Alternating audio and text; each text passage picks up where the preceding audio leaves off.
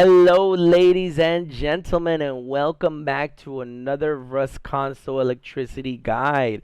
Today, we're going to be talking about batteries. This is going to be hopefully our last guide.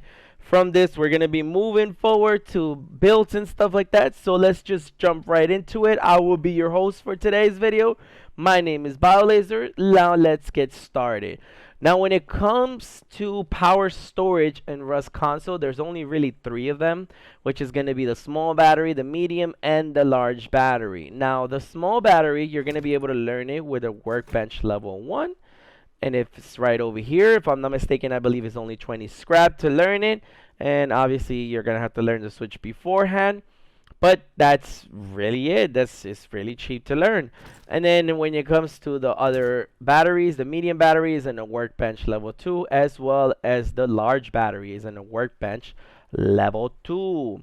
Now, it's not super expensive to, I would say, find or craft any of these batteries, but I will get to your options and this further into the video. Now, let's just jump right into the small battery, and I'm going to explain to you guys everything when it comes to the small battery and all of the stuff. So now, when it comes to the small battery, it has 150 maximum capacity. It has up to 12 or to 10 maximum output, and in order for you to charge it, you're going to have between 12 to 13 volts of charge.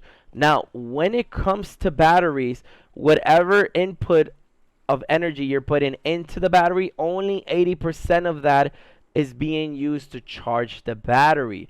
If I'm not mistaken, I believe it even says that on most battery, only 80% efficiency with the maximum of 80% efficiency, as you can see. So let's say you're putting a power of 10 into the battery, it's only going to charge 80% of that. So this is why you always want to put a little bit more than the maximum output that it could do. So as you can see right here, a small battery has, like I said, a maximum output of 10 and a max capacity of 150. You could honestly just power this with one solar panel, but I prefer for you guys to use 2 solar panels. We talked about power sources in the last video. You want your solar panels to be facing southeast, southwest, and northeast. So kind of stay wary of that, and then that way you're going to get your maximum output from the sun.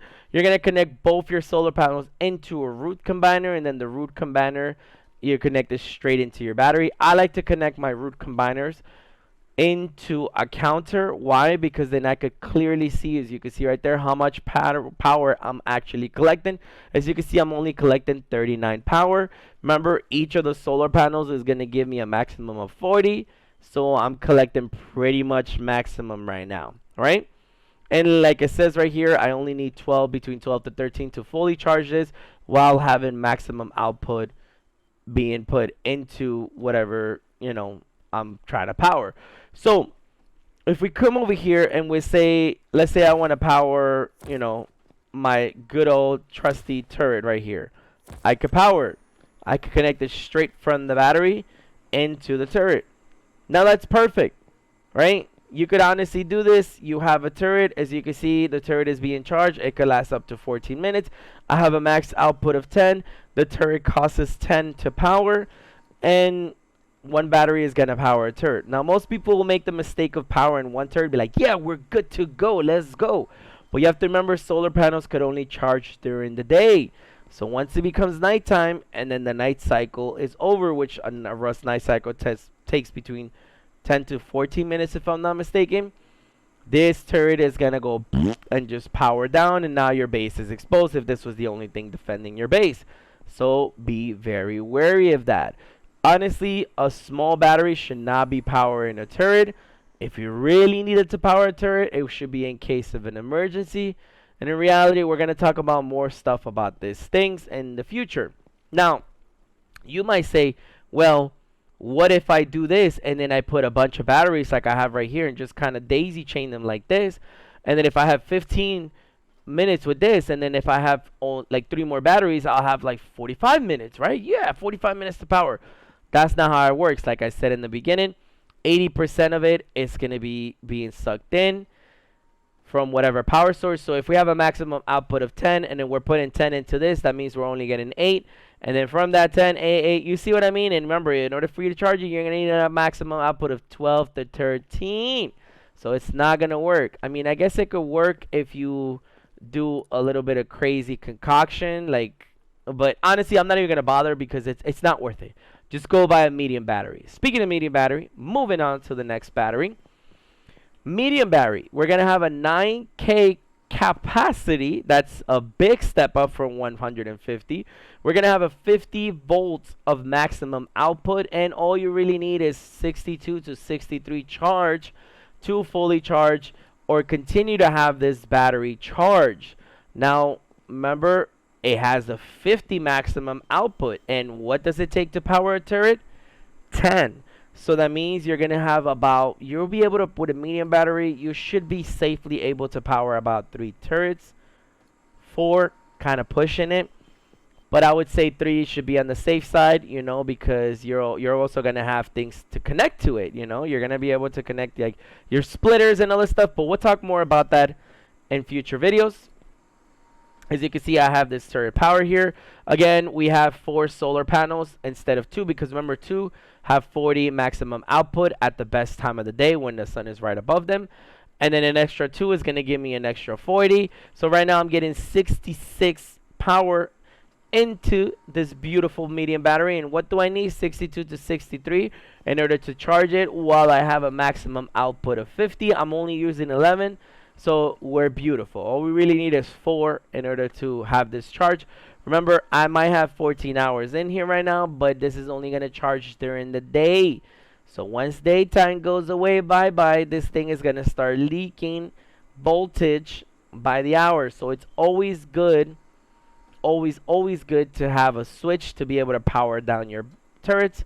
Or you could just go ahead and put a root combiner and say I only want 2 power, and now the turret is turned off, as you can see.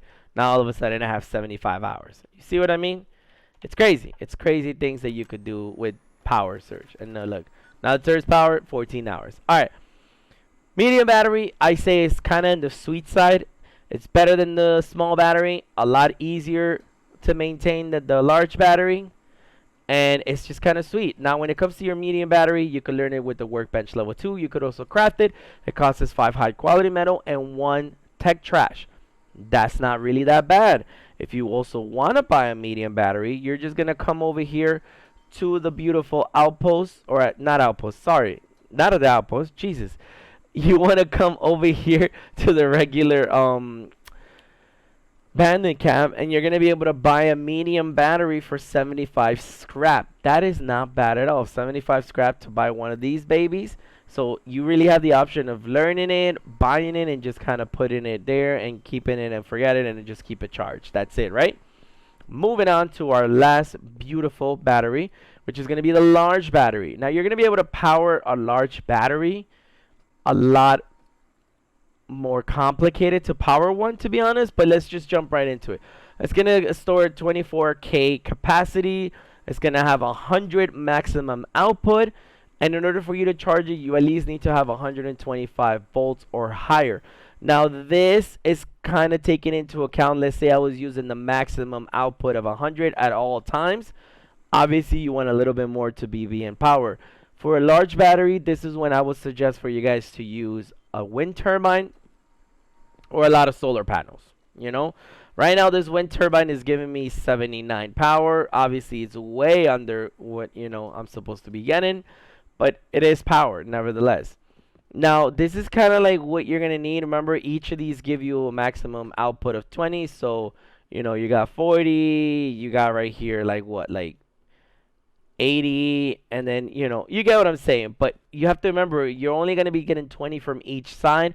Best case scenario, 40 at once, but you're going to get 2, 4, 6, 8, 10. So you're going to have 1, 2, 3, 4, 5 solar panels on each side. That's like what? That's like 10 solar panels just to power one of these bad boys. So this is when I say having 3 wind turbines will probably be the best solution for you right now, because 1 wind turbine is giving me 74, so imagine what 2 is going to give me.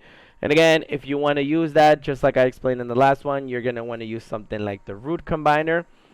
But when it comes to the large battery, you're going to be able to do crazy stuff. Remember, it could power up to 100 output at a time. So that means you're gonna be able to power up to like nine turrets at once from one battery alone.